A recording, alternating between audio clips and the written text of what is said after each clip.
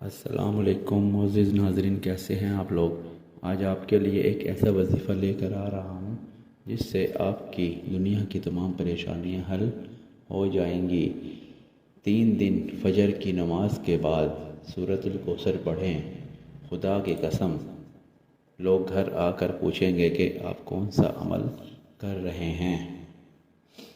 اس عمل کے بارے میں پوچھیں گے، 3 دن میں آپ کو کروڑ پتی عمل بنا دے گا۔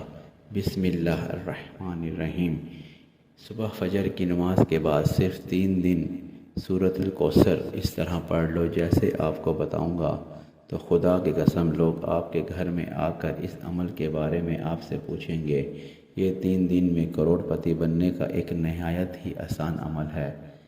تو ناظرین، آج آپ کی خدمت میں سورۃ الکوثر کا ایک ایسا خوبصورت عمل لے کر حاضر ہوا ہوں جس کی رحمتیں اور برکتیں فضیلتیں آپ خود اپنی آنکھوں سے دیکھیں گے۔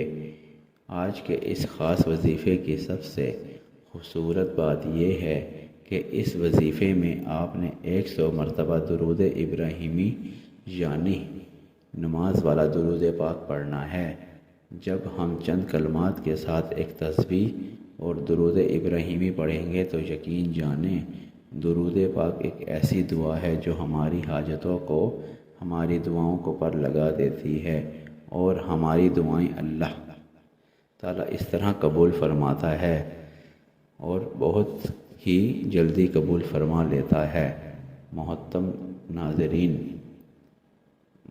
ناظرین، یہاں پر ایک اہم بات ہے آپ کے ساتھ شیئر کرنا چاہتا ہوں۔ اللہ پاک آپ کو جس بھی حال میں رکھا ہے، سب سے پہلے آپ نے اس کا شکر ادا کرنا ہے۔ اللہ تعالیٰ قرآن شریف میں ارشاد فرماتے ہیں کہ وہی لوگ مطمئن ہیں جو میرا شکر ادا کرتے ہیں۔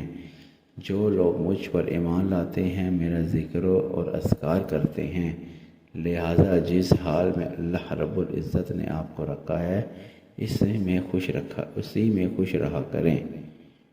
اللہ تعالیٰ کا شکر ادا کیا کریں۔ آپ کو جو بھی جتنی توفیق ہو ان میں غریبوں کو بھی صدقہ کیا کریں۔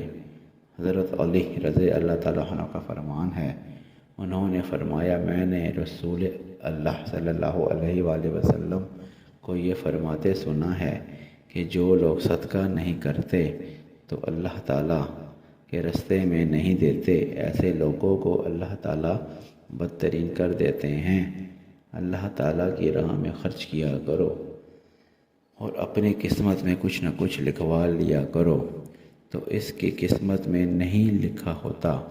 محترم ناظرین، یہاں میں آپ کو نماز فجر پڑھنے کی چند فضیلتیں بتاتا ہوں، اور حضرت عائشہ رضی اللہ عنہا سے روایت ہے کہ نبی اکرم صلی اللہ علیہ وآلہ وسلم نے طلوع فجر کے وقت 2 رکعت نماز یعنی کہ فرض کی شان کے بارے میں فرمایا، اس کو پڑھنا میرے نزدیک ساری دنیا سے زیادہ محبوب ترین ہے۔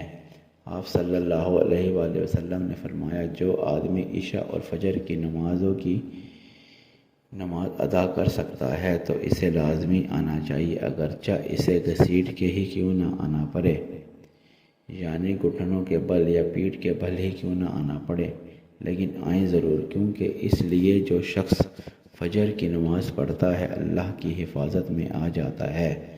رسول اللہ صلی اللہ علیہ وآلہ وسلم نے فرمایا، جس نے صبح کی نماز پڑھی بس وہ اللہ کے ذمہ ہے، اللہ کی حفاظت میں ہے، اللہ کا ذمہ دار ہو گیا۔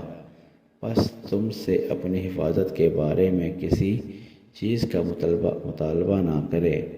کیا مطلب ہے اس کا؟ یعنی جو اللہ کے ذمہ ہے اس پر کوئی ظلم نہ کرے، ظلم کر کے اللہ کے ثواب میں جواب آبدہ نہ ہو، اس لیے جس سے اللہ پوچھے گا، مطالبہ کرے گا، یہ اپنی گرفت میں لے لے گا اور لے کر منہ کے بل جہنم میں پھینک دیا جائے گا۔ اس سے یہ بات ثابت ہوتی ہے کہ جو شخص فجر کی نماز کی حفاظت کرتا ہے وہ اللہ تعالیٰ کے قریب ترین ہو جاتا ہے، اللہ تعالیٰ اس کی حفاظت فرماتے ہیں۔ کسی کو حق نہیں اس پر ظلم اور زیادتی کرے۔ جو اس شخص پر زیادتی کرے گا، فجر کی نماز پڑھتا ہے تو وہ دراصل ذمہ خیانت کر رہا ہے، کیونکہ اللہ تعالیٰ اپنے بندے کو بہت ہی عزیز سمجھتے ہیں۔ آج کا یہ وظیفہ قرآن مجید کی سب سے چھوٹی سورت کا ہے، جسے سورۃ الکوثر کہا جاتا ہے۔ اس کا نیا عمل ہے۔ یہ بڑا قیمتی عمل ہے۔ اس کو پڑھنے والا بندہ ہمیشہ غنی رہتا ہے، سخی رہتا ہے۔ اس کو کسی کے بھی آگے ہاتھ پھیلانے کی ضرورت نہیں پڑتی۔ اللہ کی بارگاہ سے لاکھوں کروڑوں بھی مانگے تو اللہ تعالیٰ اس کو عطا کر دیتے ہیں۔ اس رب کے خزانے میں کوئی کمی نہیں ہے۔ ہر چیز پر اس کی قدرت، ہر چیز پر اس کا قبضہ ہے۔ جس کو چاہے وہ اس کو عطا کرے، جس کو چاہے عطا نہ کرے۔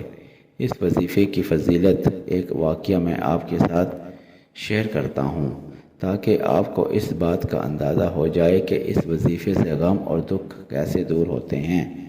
ایک صحابی بیان کرتے ہیں کہ ایک دن رسول اللہ صلی اللہ علیہ وآلہ وسلم اپنے بستر پر لیٹے ہوئے تھے اور وہ بے ہوشی کی عالم میں تھے۔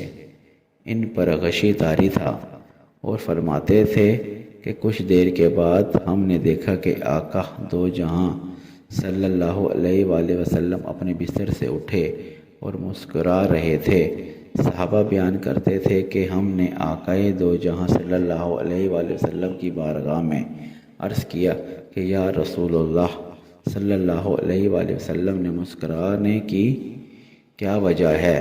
تو اس میں کیا حکمت ہے؟ تو رسول اللہ صلی اللہ علیہ وسلم نے فرمایا، میرے صحابہ، آپ جانتے نہیں کہ اللہ کی بارگاہ سے میرے اوپر ایک ایسی صورت کا نزول ہوا ہے جس میں اللہ تبارک و تعالیٰ نے مجھے کوثر عطا فرمائی ہے۔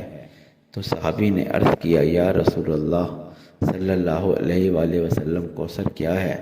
تو اللہ تعالیٰ کے پیارے نبی صلی اللہ علیہ وآلہ وسلم نے فرمایا، میرے صحابہ، وہ کوثر ایک ایسا جنت کے اندر سمندر ہے، ایک ایسا دریا ہے، ایک ایسی نہر ہے کہ جب قیامت کے دن میرا امتی پل صراط محشر کے میدان میں کھڑے ہوں گے تو میں اپنے امتیوں کو اس میں سے ایک جام بھر کر پلاؤں گا جو 50 سال کا ایک دن ہے۔ اس پورے دن کے اندر کبھی بھی میری امت کو دوبارہ پیاس نہیں لگے گی۔ تو یہ صورت ایسی ہے، یہاں تک کہ صوفیاء فرماتے ہیں کہ جو شخص اس کو پڑھ لیتا ہے روزانہ تو اللہ تعالیٰ اسے کسی بھی چیز کی کمی ہونے نہیں دیتے۔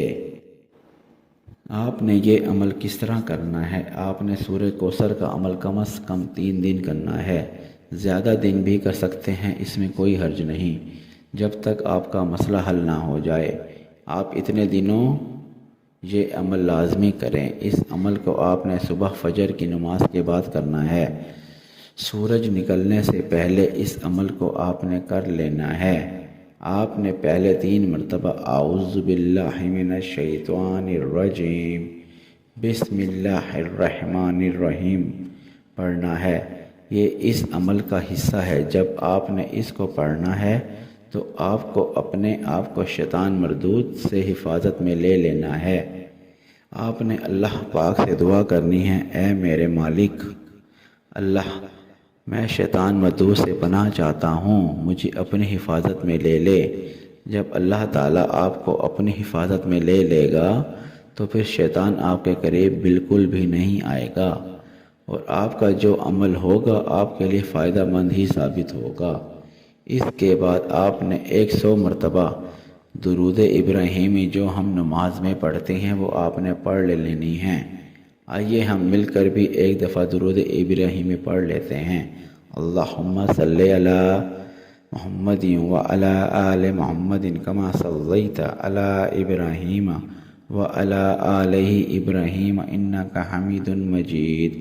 اللہم بارک علی محمد وعلی آل محمد کما بارکت علی ابراہیم وعلی آل ابراہیم انک حمید مجید۔ درود ابراہیمی پڑھنے کے بعد آپ نے 41 مرتبہ سورۃ کوثر بسم اللہ الرحمن الرحیم انا اعطیناک الکوثر فصل لربک وانحر انہ شانئک ھو الابتر پڑھنی ہے۔ سورہ کوثر قرآن پاک کے 30ویں پارے میں ہیں اور یہ سورہ ہر غم ہر پریشانی سے نجات دلاتی ہے۔ یہ وہ سورہ ہے جو حضرت محمد صلی اللہ علیہ وسلم کی شان میں نازل ہوئی۔ مکہ کے رہائشی جن کی سربراہی حاس بن ولی کرتا رہا تھا، حضور اکرم صلی اللہ علیہ وسلم کا مذاق بناتے تھے، انہیں ابتر کہتے تھے، نعوذ باللہ، اور یہ اس لیے کہتے تھے کیونکہ آپ صلی اللہ علیہ وآلہ وسلم کے بیٹے نہیں تھے، جن سے آپ کی نسل پروان چڑھے، اور عرب لوگ کے لیے بیٹا ہونا ایک نہایت قابل فخر کی بات ہوا کرتی تھی۔ تو آپ صلی اللہ علیہ وآلہ وسلم کے 2 بیٹے قاسم اور طاہر، جو کہ بی بی خدیجہ رضی اللہ عنہا سے تھے، آپ صلی اللہ علیہ وآلہ وسلم کے دور میں شہید ہو چکے تھے۔ اب کوئی بیٹا نہیں تھا، جس کی وجہ سے آپ کو عرب والے ابتر کہنے لگے۔ اس سورت کی شان نزول آپ صلی اللہ علیہ وآلہ وسلم کے دشمنوں کے لیے جو آپ کا تھا، اسلام اور قرآن ہمیشہ کے لیے ہے۔ اللہ کی بات سچی ہے۔ بعض علماء کے مطابق اللہ کا جواب سن کر آپ صلی اللہ علیہ وآلہ وسلم کو بے انتہا سکون ملا۔ آپ دشمنوں کو خوب پہچان گئے۔ تو ناظرین، یہ ہمارا آج کا وظیفہ آپ پر لازمی کریں۔